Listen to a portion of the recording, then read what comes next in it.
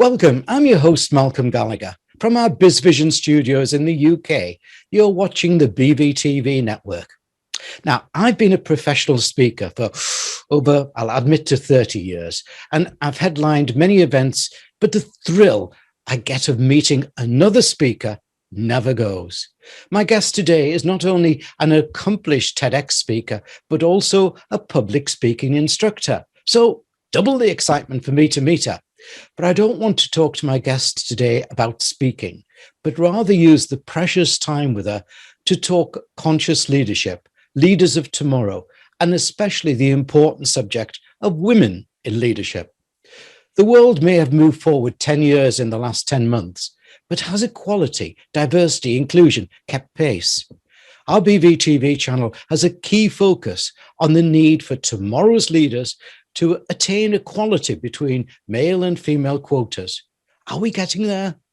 My guest today has authored a new book called A Message for Tomorrow's Leaders. So let's see what she has to say about our thoughts on equality and conscious leadership as we meet Rosalyn Kahn. Welcome, Rosalyn. Oh, welcome, Malcolm. It is truly an honor to be on your distinguished platform to be with you here at BV TV. I'm so excited because our missions are so aligned of, the leadership qualities of tomorrow, and my message for tomorrow's leaders. There couldn't be a better wrap for us. I love it. I think we're safely wrapped. But I'm talking to you. You're in La La Land, aren't you? Is it La La Land? La La Land. Yeah, yeah. We're in the cold northeast of Northumberland, but never mind, we're socially distanced, so therefore we can get on with our chat. I'm delighted you're kindly guesting on our fast-growing BV TV, Today's Leader channel. And now, in this BV TV show, viewers and listeners, I'll be talking to Rosalyn in our traditional 3 parts. So first, I'll ask her, what's holding back women entrepreneurs, and how can it be overcome, that holdback? In part 2, I'll ask her about her book, Roses and Dogs, How to Reduce Stress in Today's Troubled Times, and her top tips on managing that stress. I'm looking forward to that one. In part 3, I want to move to her new book and talk about her message for tomorrow's leaders. What is that message and why do they need it? But Rosalyn, before we get into that 3-part chat, can you briefly introduce yourself to viewers and listeners? Who is Rosalyn Kahn, and what's your fixation about TEDx speaking? Well, my name is Rosalyn Kahn. I'm a TEDx speaker. I'm an author. I'm a humanitarian. And I was drawn to the TEDx by a colleague of mine in a group called the group was to help people to get into businesses and do training and professional development and things like that. And when I got on the TED stage, my first talk was called Language Comes to Life. It was about being in the classroom and how I helped my students see the vision of the movie that was called 12 Angry Men. And they were so drawn in, and there wasn't time in the class that they had to see the end of it. And it was just a beautiful offspring that, that came Language Comes to Life. The second one could have been taped in today's day. It was called Breaking Cultural Barriers, and how we could rebuild and put those back together. And the third one was a personal experience called Coming Around the Curve with my battle with scoliosis, and how that made me into a more compassionate human being. And, some people talk on one thing, and I like to be that multi-entrepreneur who likes to delve into different issues because they all touch different people to bring out the best in them. It's quite exciting, that personal bit. Was it a little bit of an emotional challenge for you to talk about your own personal challenges in front of such a big audience? Well, I always think you never know whose life you can change. And if every day I can change his life, that's what it was all about. And what was interesting in this speech, it was at a local high school. And there were all these kids, and unlike most events, they had this opportunity where when you finished speaking, these kids came up and they would talk to you. And this young lady came up to me and she said, "Oh, Rosalind, I know a person at school, and your speech so much helped me. And that really touched my soul. And, this might be 5, 7, 8 years ago, but I'll still remember those faces, and of the administrator sitting there looking out at me of, I say it's scoliosis, but it could be any barrier. It could be any difference that anybody has of being different, and how we all need to unify as ourselves, and how we need to bring ourselves together. That's what it's all about. I admire you for doing that. I was talking to American motivator this morning who was retired to Greece, Dave, and he was saying, you know, if you've got something like what you've got, that ability there, it's almost criminal if you don't speak about it. I thought that was quite interesting, don't you? No, it's we all have a message. And a friend of mine, his name is Lee Powney, he's Coach Wright, and he was on with me last night for quite late. And his saying is, we all have a book in our heart, and wouldn't it be a crime to go to the grave without having those words shared with the world? Yeah, it's beautiful. I like that. I really like that. Rosalind, let's start our talk in part one. What's holding back women entrepreneurs, and how can it all be overcome? Is it funding, confidence, spouse support, work-life balance, or something else? Well, I think it's a combination of all of those things. You know, here in the U.S., they have this PHP funding and so on and so forth. And, you know, some people throw up their hands and they can't do it. There's been a lot of businesses that have gone ahead and closed down because of the pandemic that has caused grave harm. There's an increase in crime that's going on out there. And you know, I'm working with a lady right now who is in the nursing field, in the nursing profession, and she's trying to train people, and listening to the hesitation, the holdback is frightening. But also on the same part, there's a lot of people who've used it to take themselves out and to do some amazing things in our world. You know, I myself had gone out and did 108 videos on how to reduce stress and anxiety in today's troubled times. I received an award for the Women of the Year from several organizations. The Los Angeles Business Journal gave me an award. I got my DTM in Toastmasters. I got an award for kindness. And you know, and yet there's also the problem of spousal support. You know, there are many people who are home with their abusers and things like that. And, you know, because of the lockdown, they're forced to be there. And, you know, sometimes people might support you, but otherwise, what are you doing? Why are you spending all that time on the computer? Do you ever get off the computer? Do you have anything else to do but be on that computer? And, you know, we're one Zoom call after the other Zoom call after the other Zoom call after the other Zoom call. And some people just fall out. I mean, I've seen several groups that meet online that are hurting because people are so sick and tired being online. Yeah, but that's going to be our way of life, isn't it, Rosalind? The hybrid. I mean, big companies are saying now, here in the UK, BP, I hear that Coca-Cola and people like that are all saying work from home from wherever you are, but you're going to work at least 2 days a week from home if you want to come into the office. So it's going to be a challenge, isn't it? Well, it's an amazing transformation. There are so many people who took this opportunity to move house and home, and a lot of people have moved to Texas, moved to Las Vegas, Arizona, where the cost of living is so much lower. Yeah. And I've heard speakers basically said, don't need to be getting on any planes anymore. Don't need to be flying here, there, and everywhere.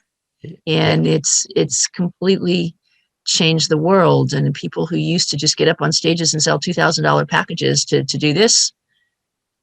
I know exactly what you mean, because that was my life. But since March, we pivoted, and you know, you're kindly on our BIZ TV program. We won 2 international awards in that time. And this week, I think, well, you and maybe tomorrow, but let's fiddle it for you, about our 500th interviewee since last March. Yeah, which is a lot. And I haven't left home. I haven't had to jet lag. I haven't had to wherever. Maybe, you know, I haven't had to beg your TSA to let me into the country. Wow. And yet I see this huge smile on your face. I see this huge glow, and it's learning to work, live. That's the cream, Rosalind. That's the cream. Yeah, right. Oh, Look, look. you'll be selling me that at the end of the show. I know. I got it. I got it. Yeah, I you got it. got I it. You got got it. it. You got it. We got it. Yeah, But it's Malcolm's reducing age cream, made from all my garden.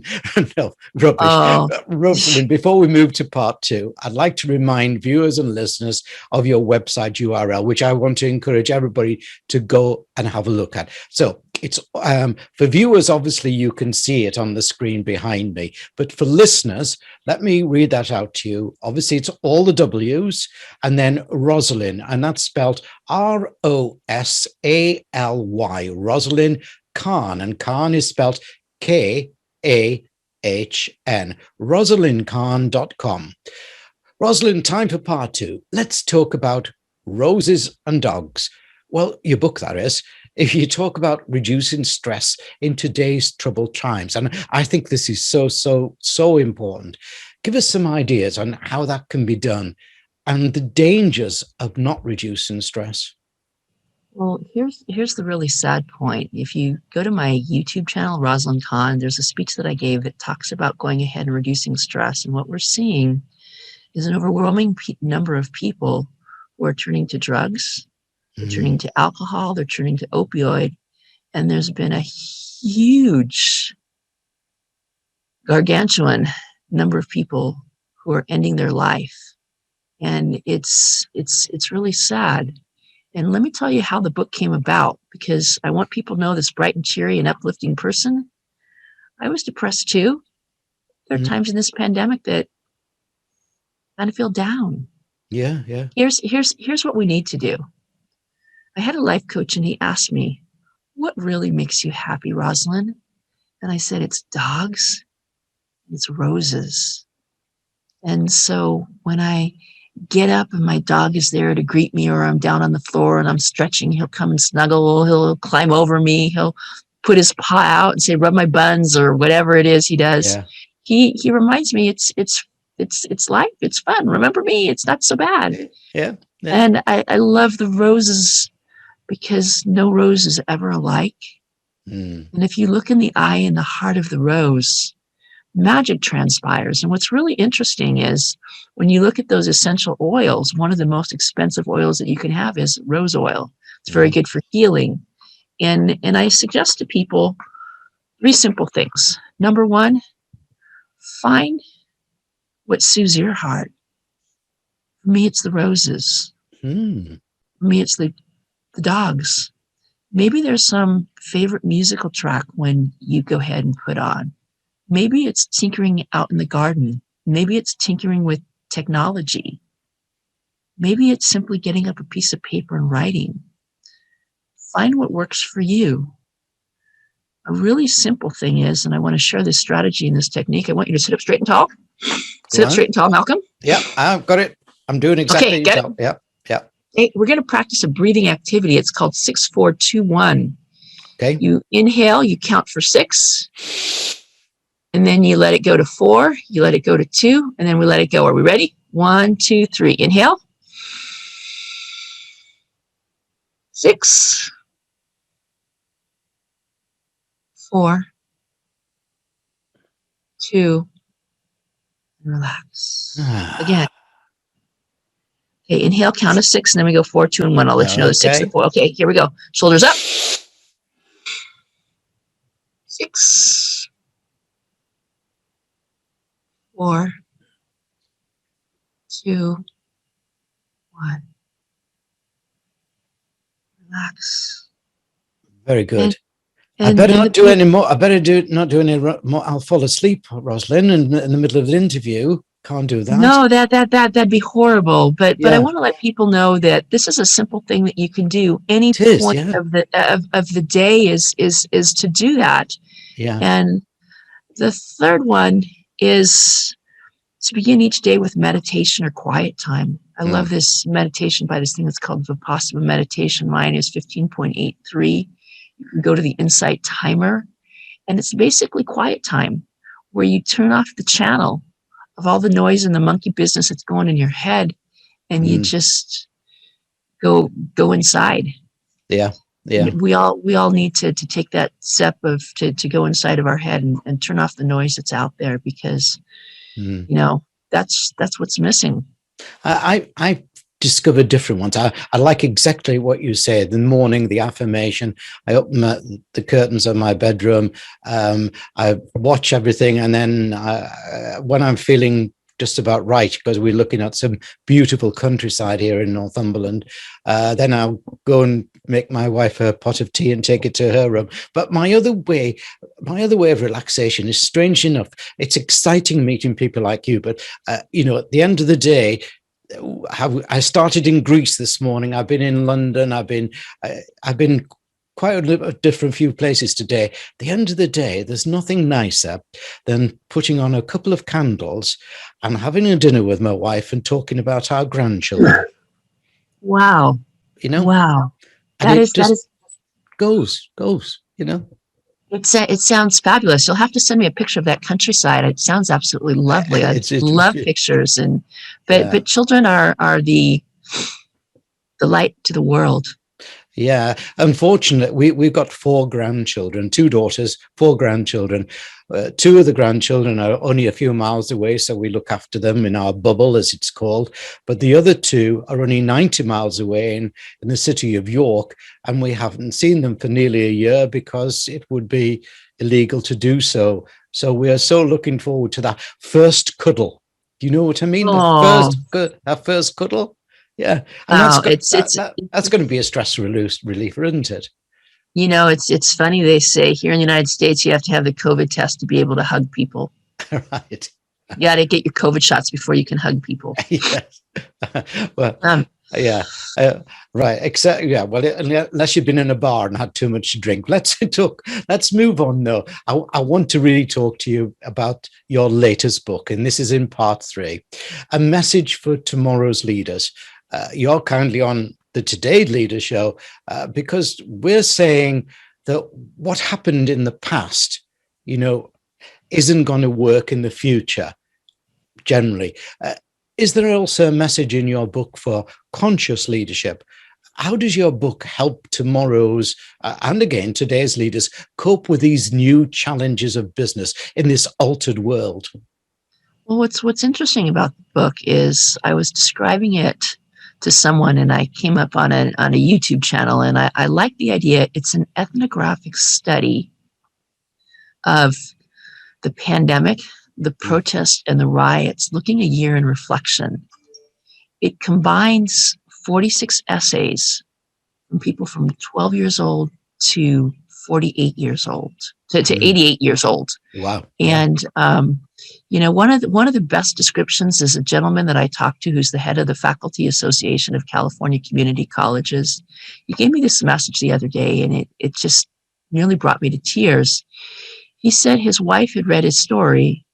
He oversaw all the community colleges from the northern to the southern California, and it had endured this with pancreatic cancer, which most people is a death sentence. It is, yes. And his doctor said, do it as long as you can, because I want you to keep busy. And he did it until his body said that he could do no more. But in his piece, he talks about knowledge in the classroom, knowledge outside the classroom, and the wisdom to make a difference. And he said when he finished this book, he said, Rosalind, the world in London, the world in Greece, the world universally needs to hear this message. And, strongly encouraged me to get this out to as many people as possible, because it's a collection of a career book for people in many different ways. There's stars of the movies, there's stars of the singing, there's people who work in automotive repair, there's heads of universities, there's teachers, there's one gentleman whose name is Yepran, who is the community college chair at Pierce College. And I shared the videos with my students to motivate and inspire them during the pandemic. And he said when he read a response that a student had written, he was so moved, and he put him to tears. This book has questions, it has answers, it has experience of people who've been through downsizing, who've been through job losses, who see the world changing. And Yeah. as we almost come up on a university, it's a collection of history being made. What is so exciting about what you're saying there is that I think we are more receptive to that sort of, to thinking, to pause, to think nowadays than we were pre-COVID. And look at that excitement of with the President Biden's inauguration, with the young girl, or the lady who read the poem. She was inspirational, wasn't she? She was absolutely correct, incredible. And I read in a newspaper that it's launched her. She's got 2 or 3 books. She's got sponsorships and this, that, and the other. But I think the thing that inspired me the most as a teacher of public speaking is the time and the preparation that she put in, of the way that she took big, accomplished names and she put them in a way that we could all relate to and we could all connect. Yeah. Yeah. That's what an accomplished speaker does. And to see her from there to going to the football game, the football game, the world's not the World Series. Yeah. Yes, I know. Yeah. But what I liked about what she was doing, and what I'm guessing from your book, is that it's a world message.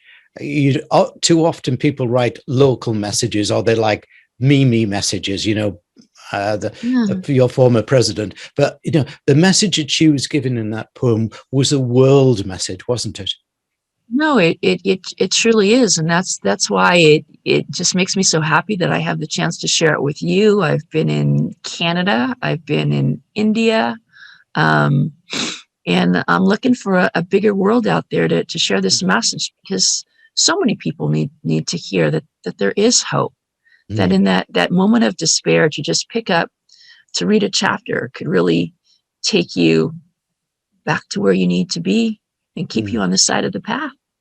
I just love that. So let me just remind people before I have to leave LA and get back to cold England, of your URL, your website again. You're listening to write this down, listeners. Viewers, obviously, you can see it on the screen behind me, but listeners, remember, it's all the W's. Rosalind, spelled Rosalyn, Rosalyn Kahn, Khan spelled Kahn, RosalindKahn.com, and pop along and obviously get details of a brilliant range of books, but this latest one, Tomorrow's Leaders, that's the one I think where we all need that personal inspiration. And I guess, listening to where Rosalind's coming, it's one of those books that you'll keep dipping back into. I started the show by saying how excited I was about meeting a fellow professional speaker. I've learned a lot from meeting Rosalind, and I trust you have too. So thanks, Rosalyn Kahn, for a great interview. Malcolm, it's truly been a pleasure being your guest. I can understand why Professor Pete said you were his favorite. I too.